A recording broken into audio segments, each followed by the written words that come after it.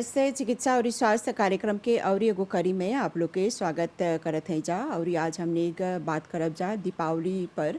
खासकर दीपावली के अवसर पर जब कोई के शरीर में कोनो तरह के जलन होवेला त ओकर कौन तरह से असर होवेला, ओकर स्वास्थ्य पर कौन प्रभाव पड़ेला, ई सब के बारे में हमने आज बात करब जा। यही नहीं, आप लोग के ई भी जानकारी देवब जा कि दीपावली के अवसर पर कौन कौन सावधानी चाहेला बरते के, और ई मंत्रालय के तरफ से कौन कौन व्यवस्था करल जाला, और ई कौन तरह के सावधानी बरते के पड़ेला जोन दमकल विभाग लोग हवन जा।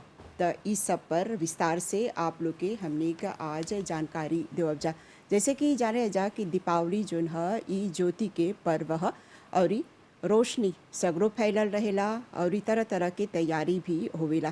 त आज हमनी के संगे मेहमान के रूप में हवन डॉक्टर कृष्णा मनी जी। आप जैसे बर्न्स यूनिट में कंसल्टेंट इंचार्ज हवा, आपके बहुत बहुत स्वागत करते हैं जा।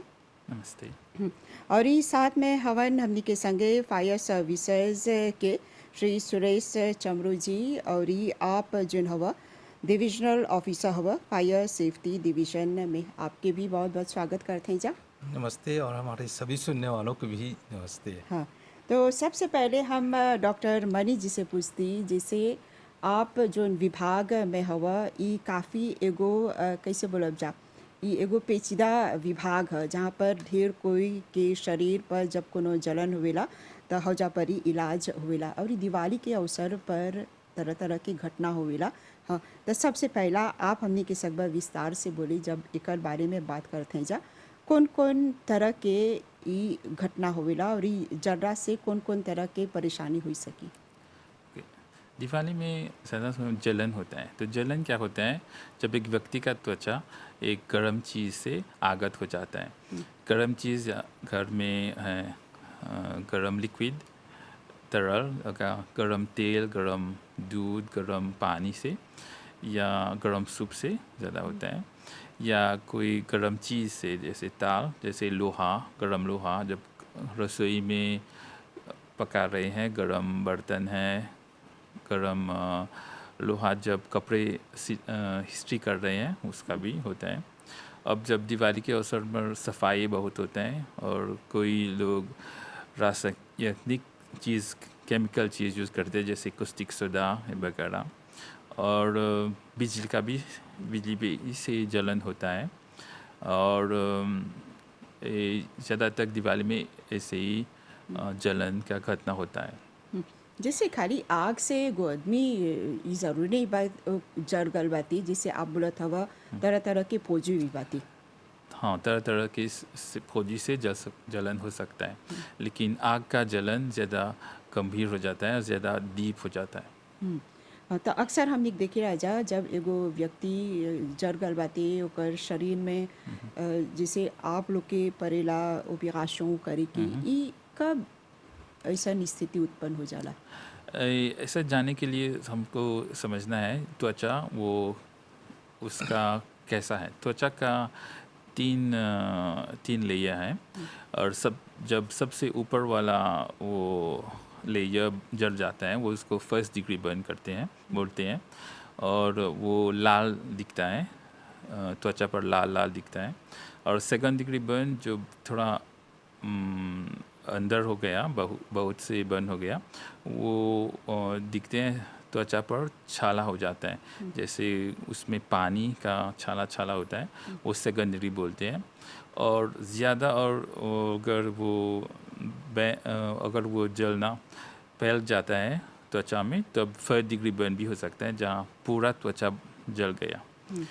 और जब पहला वो मरीज़ को देखते हैं, वो फर्स्ट डिग्री है, सेकंड डिग्री या थर्ड डिग्री बर्न होता है, तब उसके हिसाब से ट्रीटमेंट देंगे, उसके हिसाब से इलाज करेंगे।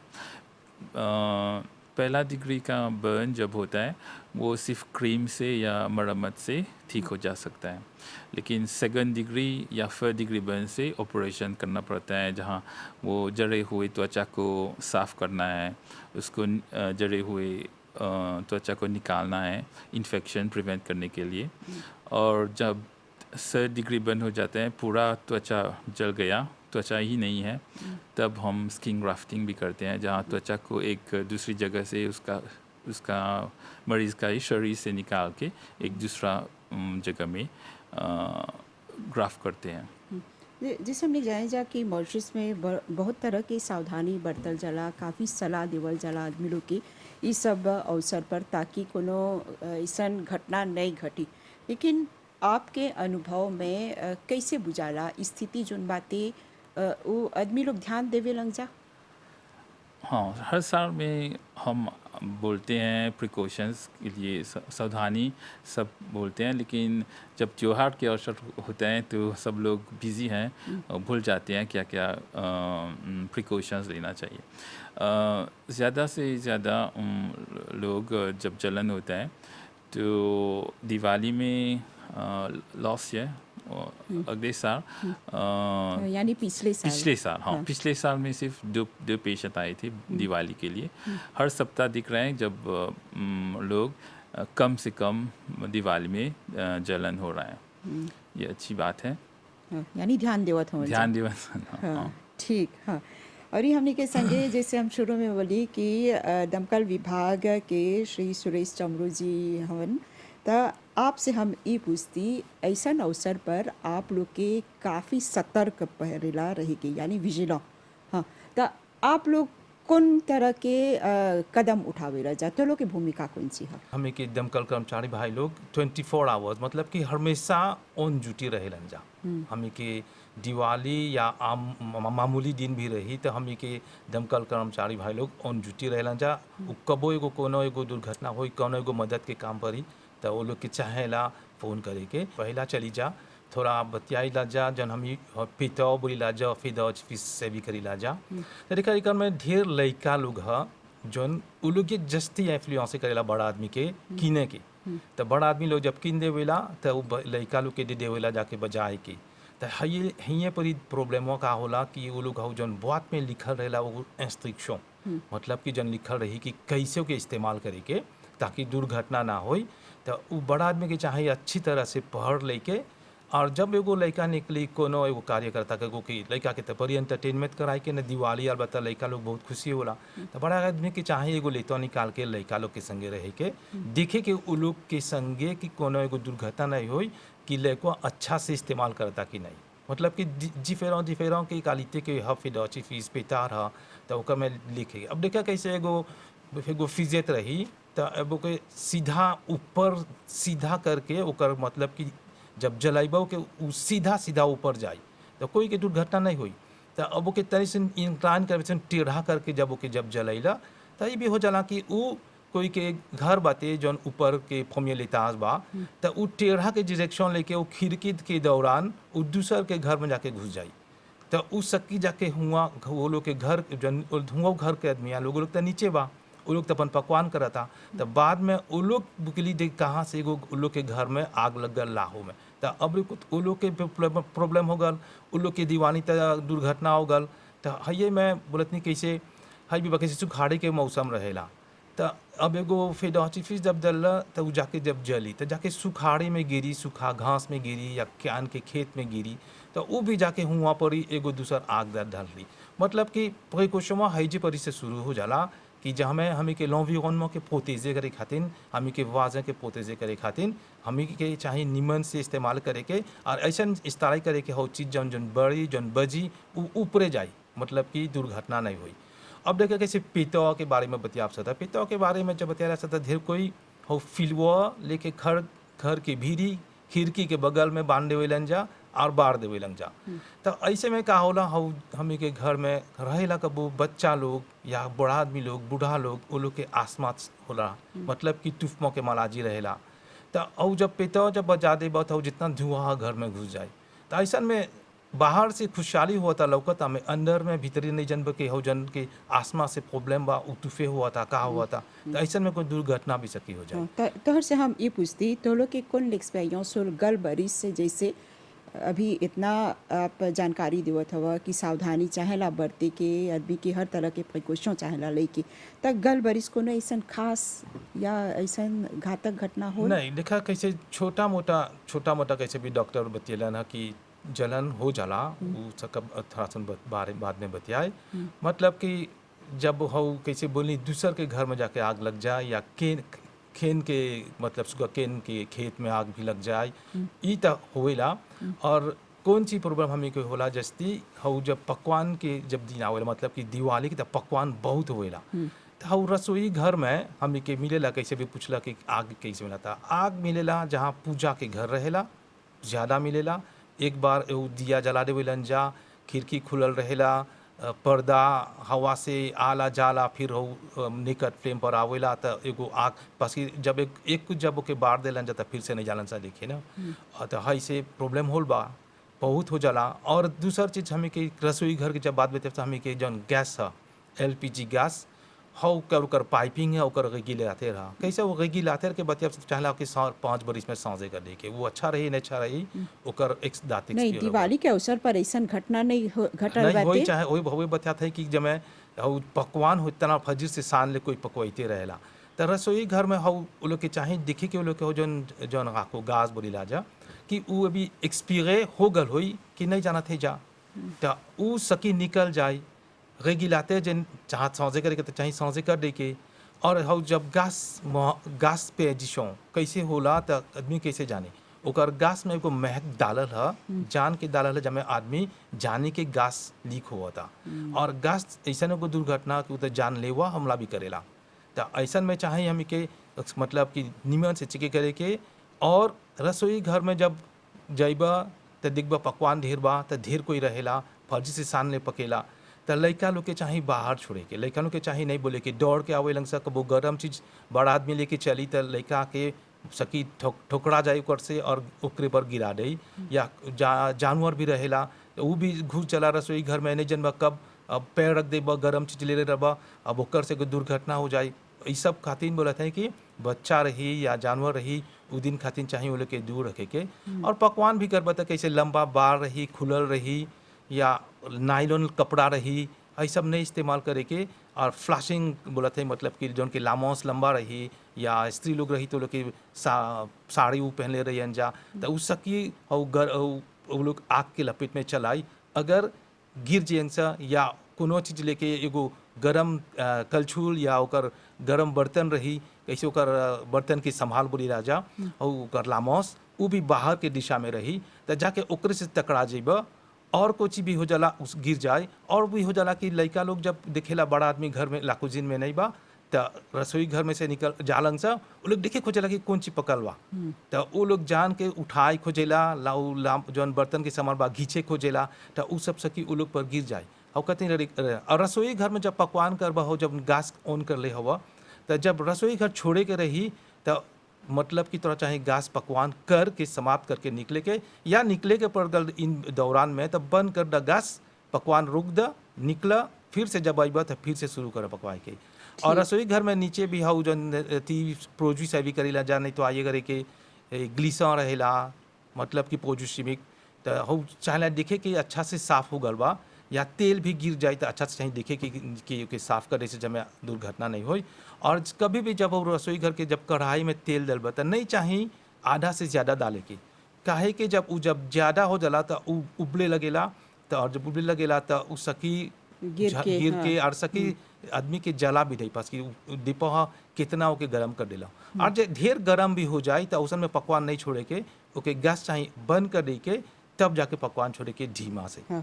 और ये जब हम डॉक्टर मनी जी से पूछती जब हमने इतना जोर देला जा दीपावली के अवसर पर तरह तरह के पकवान पकेला, हाँ ऐसा में आदमी जौन बातें अपने आप के नियंत्रण नहीं सकेला करे ढेर तरह के पकवान रहेला खाए पिए के, लेकिन आप डॉक्टर होइला के नाते आप कौन सी बा ऐसा अवसर पर जब ई तरह के ज़्यादा आदमी मीठा भी खा लेवेला तो ओकर स्वास्थ्य पर एकर बुरा असर भी पड़ेला।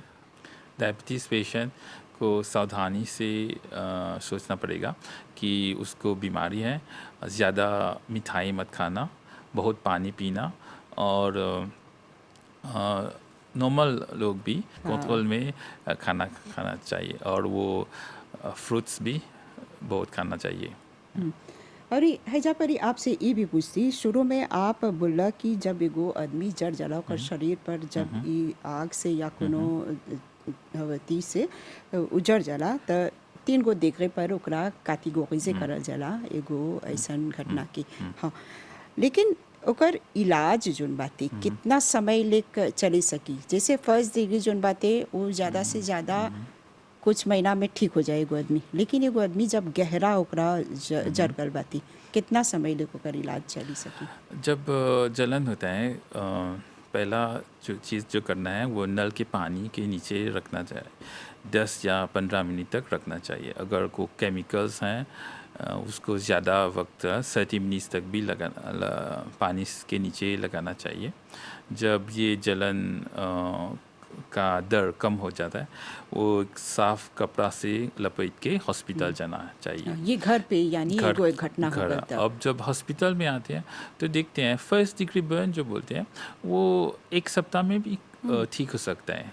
सेकंड डिग्री वो डिपेंड करता है कितना उसका एरिया भी है, उसका बड़ा कितना है, त्वचा का कितना अफेक्टेड हो गया परसेंटेज में। अगर परसेंटेज ज़्यादा है तो वक्त और लग सकता है, 1 महीना 2 महीना भी लग सकता है। 3rd डिग्री बर्न का उसका अगर स्किन ग्राफ्ट भी करना है तो ज़्यादा ऑपरेशन करना पड़ेगा, तो 2 महीना 3 महीना लग सकता है। अब 4th डिग्री बर्न भी आता है। 4th डिग्री बर्न आता है जब वो जलन त्वचा के और अंदर फैल जाता है, मीन्स त्वचा जल गया और वो जलन मसल तक या हड्डी तक फैल गया, तब 4th डिग्री बन जाता है। ये ज़्यादा वक्त लगेगा। यानी एगो आदमी के काफ़ी जब इतना गहरा ओकरा चोट लगल बाती जर गल बाती ओके ज़्यादा से ज़्यादा कितना समय इलाज चली बहुत सकी? महीना भी लग सकता है, कोई पेशेंट 5-6 महीना भी लग सकता है। यानी ज़रूरी बातें सावधानी बरते के, पर्व बा नए पर्व बातें, लेकिन चाहेला ध्यान दे के आदमी लोग के ई सब से बचे खातिर। हाँ, और अभी जोन बातें अभी के समय में दुनिया भर में ई कहर मचल बातें कोविड के बोलल जाता कि चाहेला बहुत सीमित मात्रा में जुटाव करे के। हाँ, लेकिन दिवाली जोन है ई खुशी के पर्व है, सब कोई मिलेला। आप डॉक्टर होला के नाते कौन सी बोलबा? तो जब बाहर जाएंगे मिठाई बांटने के लिए तब ज़रूरी होगा मास्क पहनने के लिए, और वो डिस्टेंस भी रखना पड़ेगा। नेबर्स फ्रेंड्स जहाँ भी जाएंगे उसके ये प्रिकॉशन लेना चाहिए। अब घर में तो सब लोग साथ में ही खाते हैं, साथ में ही वो मिठाई पकाएंगे खाएंगे, लेकिन जब बाहर जाएंगे तब सोशल डिस्टेंसिंग और मास्क पहनना चाहिए। ढेर कोई जोन बातें जुटाव करे लंग सा ऐसा अवसर पर। हाँ, लेकिन जैसे आप बोलत हवा ये बेहतर बातें कि आदमी जोन बातें ढेर भारी संख्या में नहीं जुटियन सा। हाँ, और जब खुशी का मौसम है सब लोग भीड़ में ज़्यादा से ज़्यादा, जब कानून भी बोलते हैं कि 100 से ज़्यादा ग्रुपिंग नहीं होना चाहिए। हाँ, हाँ, कमती वे चाहेला रहे के। कमती। हाँ, और ये हैजा परी हम आपसे पूछते शामरू जी, जैसे आप लोग के ढेर टेलीफोन मिलेला ऐसा अवसर पर तो लोग के कोनो हॉटलाइन बातें? जैसे बताते जा बिजली के सजावट बहुत होला, देखा जब कोई भी रही एगो सजावट करे खोजी बिजली के दिवाली के हा आवेला सबके घर तक वो लोग जौन आदमी के मालूम है कैसे कॉम्पिटेंट पर्सन में जौन आदमी मालूम है वो कमा करे के ओकर से चाहे करवाए के, ऐसे आप में कोई निरीक्षण नहीं चाहे करे के कि सकी शॉर्ट सर्किट हो जाए ओकर से भी आग सकी धर ले। तो जहाँ भी कैसे बिजली के सजावट कोई है हमें के 13 पे होला कनेक्शन में वो लोग 40 पे 50 पे डाल दिया जा, तो हम पे राजवा गरम हुई लगी। तू नहीं जानबा, तू तो अपन पकावत हो अपन मने पर है ऑपेराज जब जस्ती डिमांड हो गलवा तो 13 पे पिघल जाए हो जन ओके मल्टी कनेक्शन बोलला जौन ओकर इजोलेशन हा वो फोन हो लगला वो पिघल जाए बाद में नरम हो जाए और हो जौन ओकर पॉजिटिव नेगेटिव मेटलवा हा वो जो दोनों ज्वाइन हो जाए तो हुए शॉर्ट सर्किट के बोला गला तो लगी सगरे आग का से गरे तो जितना सजावट भी डले वो सब तो पुरानिया के हो गल और ऐसा में बात देखा कोई डालेला खिड़की के कोना में एगो मल्टीप्लग से एगो एक्सटेंशन ले बोली ला जौन जिस तरह पे हा तो वो खिड़की के कोना में खिड़की बंद करिए से कटा जाए कारपेट के नीचे या दरवाज़ा के कोना में भी पास जहाँ नहीं अच्छा बा बाहर लेके जाइन सा तो निमन से इजोले नहीं करेलन जाता सब पानी बरसात के मौसम में वो भी कनेक्शन हो चाइना जाए बहुत ध्यान दे के देखिए, ऐसन और अवसर ऐसन पर जगह में जहाँ नहीं हो गिरी चौका चीज में चाहिए हाँ। नहीं रखे के हाँ। तो हाई लेकर कनेक्शन के चाहिए देखिए और कनेक्शन चाहिए निमन से करके यानी और आदमी लोग निमन के से चाहेला रहे। बहुते ध्यान दे के जैसे ई सब जोन बातें ई सब आम बात है हाँ। आदमी लोग के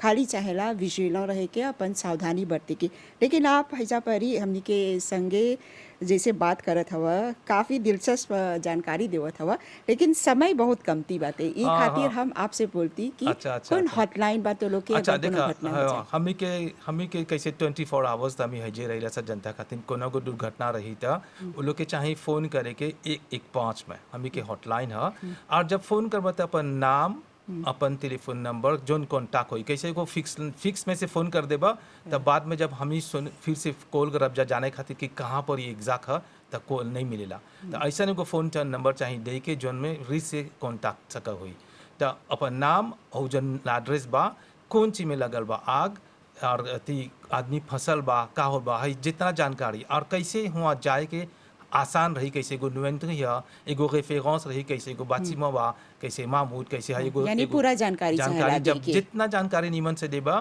तो हमें के एक 5 में जब भैया लोग नहीं बोली कि अच्छा फायर सर्विसेज लोग आवता तगले अपन फोन नहीं काटे के चाहिए ठीक। बहुत को यह आधे में काट देवेला तो इन्फॉर्मेशन निमन नहीं मिलल रहेला तो बाद में बोले लन जा कि फोन पे के फोन करे रहनी जा देखा बिले नहीं लौकत रहन जा हाँ जैसे ई कार्यक्रम जोन बातें विशेष रूप से स्वास्थ्य से जुड़ल बातें हैजा पर ही हमनी बात करत है जा जैसे एगो आदमी जब जड़ गल दिवाली के अवसर पर उ लोग के कौन कौन चाहेला सावधानी बरते की डॉक्टर मनी जी आप भी काफ़ी विस्तार से बतैला लेकिन हैजा पर ही आपसे ये पूछती जब ढेर कोई ऐसा अवसर पर पकावे रंग सा तरह तरह के खान पान वो लोग ध्यान नहीं देवे रंग जा अपन कि दिन के खाना ले रंग सा कि नहीं या फजीर से पकावत हन सा या रात भर वो लोग न खा रंग सा न पिए रंग सा आप ऐसा में कौन सी बोलबा ताकि लोग के स्वास्थ्य पर कोनो गड़बड़ी नहीं हुई तो इस अवसर पर ये 2-3 दिन से लोग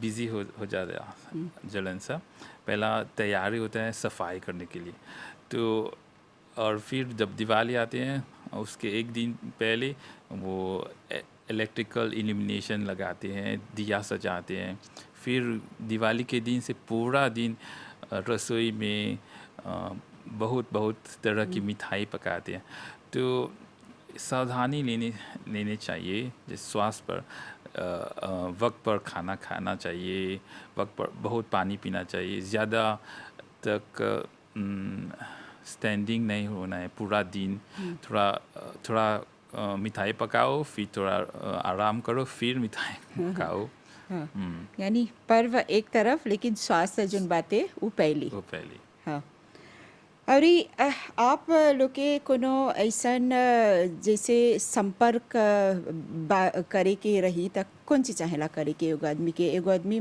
मान ल एगो घटना हो गल वो कोनो तरह की घटना हो सकी आग जनी हाँ तो अस्पताल अइते अइते हो जा परी कौन तरह की सेवा बाती कैसे व्यवस्था करेला जा जब एक व्यक्ति जलन का शिकार हो गया तो वो हॉस्पिटल आएगा तो हॉस्पिटल में कैजुअलिटी में वो लोग उनका पहला इलाज शुरू हो जाएगा पहला उसको सेरम देते हैं और उसका मरम्मत पांसमा करते हैं और घाव को सफाई करके फिर पट्टी लगाते हैं लेकिन यहाँ मैं एक बात बोलूँगा जब घर में जलन हो गया बहुत से लोग मैंने देखा अभी तक घी मधु बर्फ़ या डेंटिफ्रिस लगाते हैं ये सब नहीं लगाना चाहिए क्योंकि जब ये जलन को और गहरा बना देती है। और जब हॉस्पिटल आते हैं उसको सफाई करने में दिक्कत हो जाते हैं, दर्द ज़्यादा हो जाता है।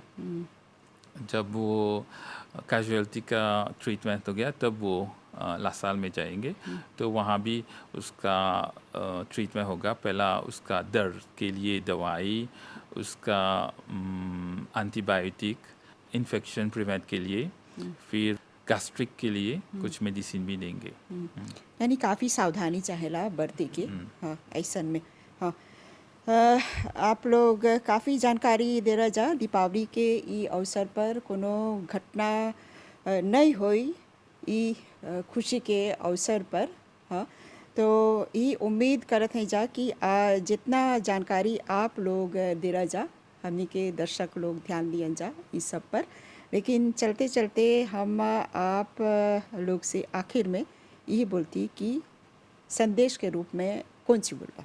कोनो आदमी पर एगो दुर्घटना हो गल कि एगो आग के लपेट में चलाल, तो देखा पहला चाहेला ओके बोल देला स्टॉप, ओके चाहे हुआ रुके के तुरंत, ओके रुक करके नहीं सोचा कि जब जइबा पानी आने तब चाहे पहला एगो पेड़ देखे के तब परी रोबिने लगे जाए के पानी खोजे के, तो ऐसा इस समय लेता नहीं मिलेला पास के वो आग न ओके आतान नहीं करी, मतलब कि ओके आगेते करके स्टॉप, तब ओके बोल जैसा ड्रॉप, ओके नीचे गिरा दा।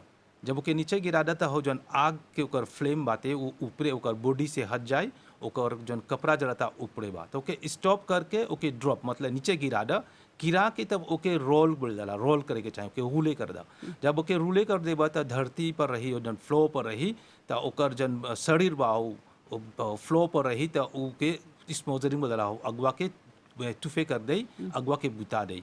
मतलब कि जितना हाली से जब देखबा कोनो को लड़का के ऐसा प्रॉब्लम हो बा या कोनो आदमी के ऐसा होला, ओके घींच के तुरंत ओके नीचे डाल दा, ओके रोल कर दा और सकबता जे अपन आसा प्रिकॉशन ले करके सकबा सब अपन कुछो से बुताई था ओके सकबा जब बुता दे अगवा में समझ अपने आप बुझ जाए। हाँ, और डॉक्टर मानी जी आप कौन सी बोलबा? हम बोलेंगे कि दीपावली का एक त्योहार है, खुशी खुशी से मनाइए, बहुत सावधानी से और लापरवाही मत करने के लिए। ठीक, बहुत बहुत धन्यवाद आप दोनों को। और हमारी Mauritius fire and rescue services मेरे दमकल कर्मचारी भाई लोगों से सबको आप ही को हैप्पी दिवाली। ठीक, Happy आप लोगों दिवाली। को भी दीपावली की बहुत बहुत मंगल कामनाएं। आपको भी धन्यवाद।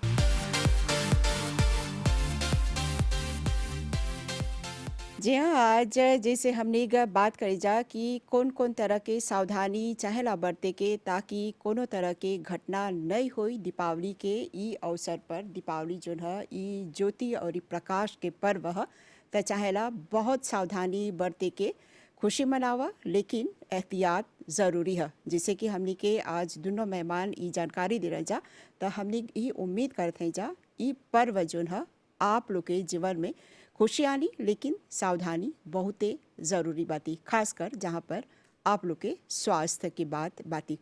तो चिकित्सा और स्वास्थ्य कार्यक्रम के ई करी के हमने एक हैजे परी विराम देव जा, लेकिन चलते चलते हमने के पूरा MBC टीम की ओर से आप सब कोई के दीपावली की शुभकामना पेश करते हैं जा।